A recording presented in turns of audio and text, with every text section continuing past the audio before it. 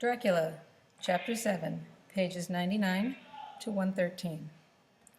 Cutting from the Daily Graph newspaper, pasted in Mina Murray's journal, August 8th. Whitby.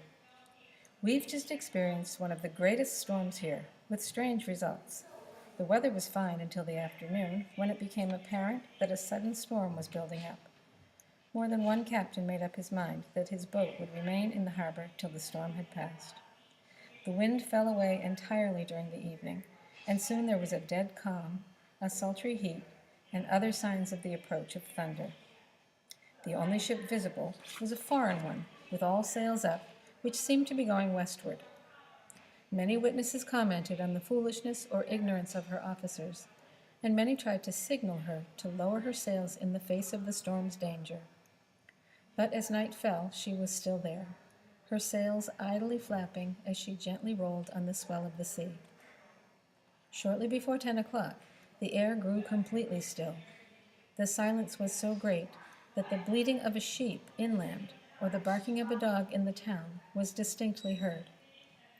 A little after midnight, the air began to carry a strange, faint, booming sound. Then, without warning, the tempest broke. With amazing speed, the waves rose in growing fury until the recently glass-calm sea was like a roaring and devouring monster. The wind roared like thunder and blew with such force that it was difficult for even strong men to stay on their feet. Police cleared onlookers from the pier, certain that some would be swept to their deaths. To add to the danger, masses of sea fog came drifting inland, white, wet, cloud-swept by a ghostly fashion. They were so dank and damp and cold that it was easy to imagine that the spirits of those lost at sea were touching the living with the clammy hands of death. At times the mist cleared, and the sea could be seen in the glare of the lightning, followed by such peals of thunder that the whole sky overhead seemed to tremble. Fortunately, a searchlight had recently been purchased and installed on the summit of the east cliff. Several times its service was most effective, as when a fishing boat rushed into the harbor guided by the light. As each boat reached the safety of the port, there was a shout of joy from the mass of people there. Before long, the searchlight fell on the schooner, which had been noticed earlier in the evening. There was a shudder among the watchers on the cliff as they realized she was in terrible danger. Between her and the port lay the great flat reef on which so many ships have crashed, and with the wind blowing as it was, it seemed impossible that she could safely reach the harbor.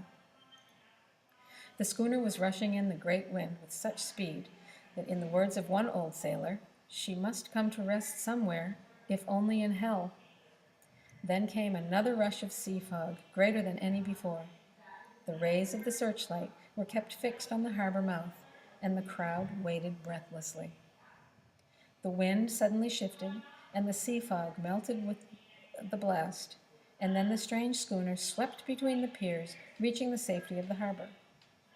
The searchlight followed her, and a shudder ran through all who saw her, for tied to the steering gear was a dead man, whose drooping head swung horribly to and fro with each motion of the ship. Not another soul could be seen on the dock. A sense of awe swept over the crowd as they realized that the ship, as if by a mistake, had reached the harbor steered by the hand of a dead man. All this took place in less time than it takes to write these words. The schooner didn't pause, but rushed across the harbor and pitched herself onto dry land. There was, of course, a huge shock of noise, but strangest of all, at the very instant the shore was touched, an immense dog appeared on the deck from below, ran forward, and jumped onto the sand. It disappeared in the darkness.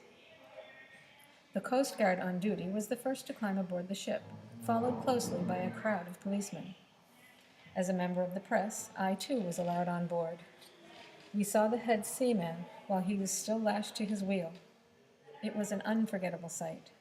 The man was simply fastened by his hands, tied one over the other, to a spoke of the wheel. Between the inner hand and the wood was a crucifix. The poor man may have been seated at one time, but the motion of the ship had thrown him from his seat, and the cords with which he was tied had cut the flesh to the bone. The local doctor on the scene said that the man must have been dead for at least 2 days. In his pocket was a bottle, carefully corked, which contained a little roll of paper. A search of the ship revealed no other sailors, dead or alive. The Coastal Guard said the man must have tied up his own hands, fastening the knots with his teeth. The dead steersman has been respectfully removed from the place where he faithfully held his watch until death, and taken to the mortuary to await an autopsy. I shall send in time for the next issue further details of the ship which found her way so miraculously into harbor. August 9th. What has happened next is the story of a ghost ship is almost more startling than its arrival. It turns out that the schooner is a Russian one, and it is called the Demeter. Her only cargo is a number of great wooden boxes filled with moldy earth. Many people have asked about the dog that was aboard the ship, and a number of animal lovers have been searching for it. To their general disappointment, however, it was not to be found. It may be that it was frightened and made its way into the hills, where it is still hiding in terror. That possibility is a worrisome one, for the dog seems to be a fierce brute. Early this morning, a large dog belonging to a coal merchant was found dead in its master's yard. It had been fighting, and clearly it had a savage opponent, for its throat was torn away, and its belly was slit wide open. Later, I have been permitted to look over the logbook of the Demeter. Of more interest than that, however, is the paper found in the bottle, which was produced at the inquest today. I have never come across a stranger document. I have been given permission to reproduce both of them for you here. I have omitted technical details that would be of little interest, and I am depending upon the translation kindly provided by a Russian clerk. Log of the Demeter. Things are happening that are so strange that I shall keep accurate notes until we land. July 6th. We finished taking in cargo, silver sand, and boxes of earth. At noon, set sail. East wind, fresh. We have 5 sailors, plus 2 mates, cook, and myself, the captain. July 13th. We passed Cape Matapan. Crew dissatisfied about something, seemed scared, but would not speak out. July 14th. Am somewhat anxious about crew. Men all steady fellows who have sailed with me before. First mate could not make out what was wrong. They only told him there was something, and crossed themselves. Mate lost temper with one of them that day and struck him. Expected fierce quarrel, but all was quiet. July 16th.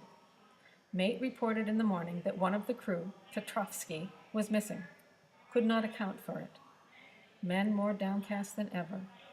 All said they expected something of the kind, but would not say more than there was something on board. Mate getting impatient with them. Fearsome trouble ahead. July 17.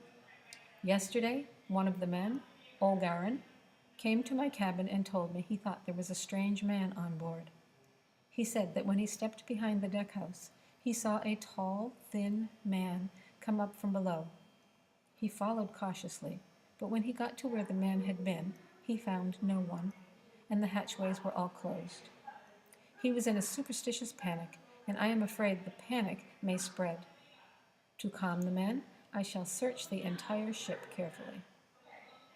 Later in the day, I got together the whole crew and told them, as they evidently thought there was someone in the ship, we would search from stem to stern.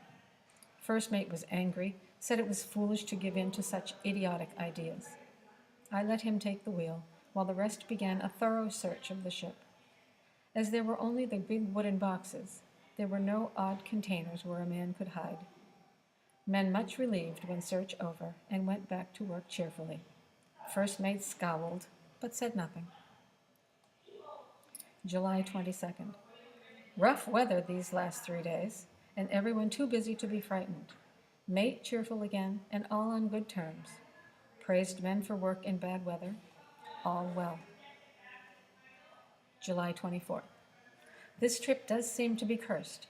Last night another man disappeared. Like the first, He came off his watch and was not seen again. Men all in a panic, asking to work their watches in pairs as they fear to be alone. Mate angry, fear there will be some trouble as either he or the men will do some violence. July 28th, our days in hell, knocking about in a terrible storm. No sleep for anyone, men all worn out. July 29. Another tragedy. Had single watch tonight as crew too tired to double. When morning watch came on deck, there was no sign of second mate. Crew in utter panic. Mate and I agreed to carry our pistols and watch for trouble. July 30, final night. Rejoiced we are nearing England. Weather fine, all sails set. Retired worn out, slept soundly, awakened by mate telling me that both the men on watch and steersman missing. Only myself and mate and 2 sailors left to work ship. August 1. 2 days of fog and not a sail sighted. Had hoped once in the English Channel to be able to signal for help. Not enough men to work sails, so we go where the wind takes us. Dare not lower sails, as could not raise them again. We seem to be drifting into some terrible doom. August 2, midnight. Woke up from few minutes' sleep hearing a cry. Could see nothing in fog. Rushed on deck and ran against mate. Tells me he heard the cry as well as and ran, but no sign of man on watch. 1 more gone. Lord help us. August 3. At midnight, I went to relieve the man at the wheel, and when I got to it, found no one there. I dared not leave it, so shouted for the mate. After a few seconds, he rushed up on deck. He looked wild-eyed, and I greatly fear his poor mind has cracked. He came close to me and whispered with his mouth to my ear, as though fearing the very air might hear. It is here. I know it now. I saw it, like a man, tall and thin and ghastly pale. I crept behind it, stabbed it, but the knife went through it, empty as the air. As he spoke, he took the knife and drove it savagely into space. Then he went on. But it is here, and I shall find it. It is in the hold, perhaps in one of those boxes. I'll unscrew them one by one and see. You stare at the wheel. And with a warning look and his finger on his lips, he went below. There was a choppy wind springing up, and I could not leave the wheel. I saw him come out on deck again with a tool chest and a lantern and go below. He is stark raving mad, and it's no use my trying to stop him. He can't hurt those big boxes. They are filled with earth, and to put them about is harmless a thing as he can do. So here I stay and mind the helm and write these notes. I can only trust in God and wait till the fog clears. Then, if I can't steer to any harbor with the existing wind, I shall cut down sails and signal for help. It is nearly all over now. Just as I was beginning to hope that the mate would come out calmer, there came up the hatchway a sudden startled scream which made my blood run cold. Up on deck he came as if shot from a gun, with his eyes rolling and his face convulsed with fear. Save me, he cried, and then looked round at the blanket of fog. His horror turned to calm, and in a steady voice he said, You had better come to, Captain, before it is too late. He is there. I know the secret now. The sea will save me from him.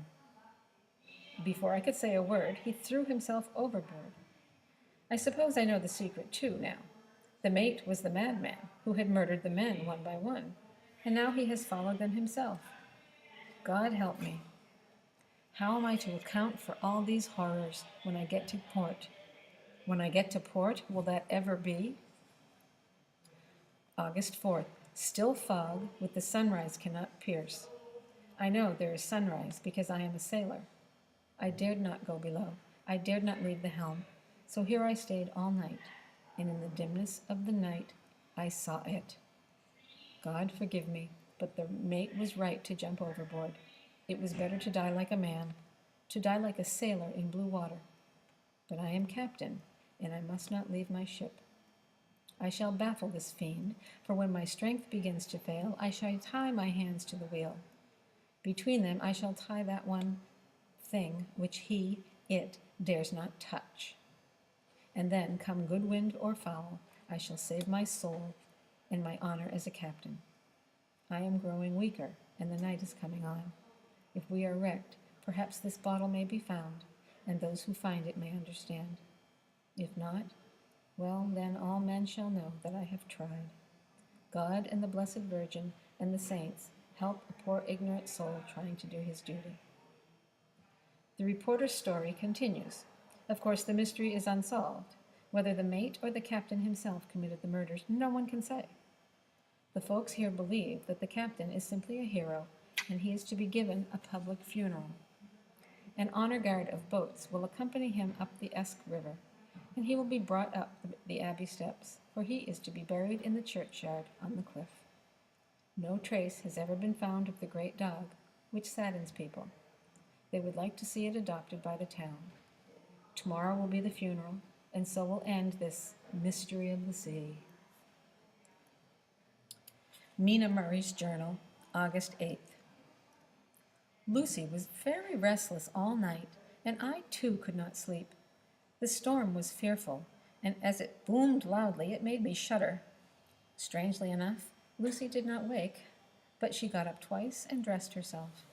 Fortunately, each time I woke in time and managed to undress her without waking her, and got her back to bed. This sleepwalking is a very strange thing, for as soon as I stop her, she gives in without any struggle. August 10th. The funeral of the poor sea captain today was most touching. Every boat in the harbor seemed to be there, and the coffin was carried by captains all the way from the pier up to the churchyard. Lucy came with me, and we went early to our old seat. We had a lovely view and saw the procession nearly all the way. Poor Lucy seemed quite much upset, very restless and uneasy. I think that sleepwalking is having a bad effect on her. In addition, our Mr. Swales was found dead this morning on our seat, his neck broken. He had evidently fallen back in the seat, and in some sort of fright, for there was a look of fear on his face that the man said made them shudder. Poor dear old man. Lucy is so sweet and sensitive that she feels everything more than other people do. Just now, she was quite upset by a little thing which I barely noticed, though I am fond of animals. One of the men who came up to watch the procession was followed by his dog, which is always with him. They are both quiet, and I've never seen the man angry, nor heard the dog bark. But during the service, the dog would not come to its master, who was on the seat with us. He kept a few yards away, barking and howling. Its master spoke to it gently and then angrily, but it would neither come nor stop its barking. It was in a fury, with its eyes savage and all its hair bristling. Finally, the man too got angry and kicked the dog, and then took it by the scruff of the neck and dragged it onto the tombstone on which the seat rests. The moment it touched the stone, the poor thing began to tremble. It did not try to get away, but crouched down, quivering. It was so terrified that I tried to comfort it, but without success. Lucy was full of pity too. She did not try to touch the dog, but looked at it in an agonized sort of way. I am afraid for her. She is too sensitive for this world. She will be dreaming of this tonight, I am sure. Everything. The ship steered into port by a dead man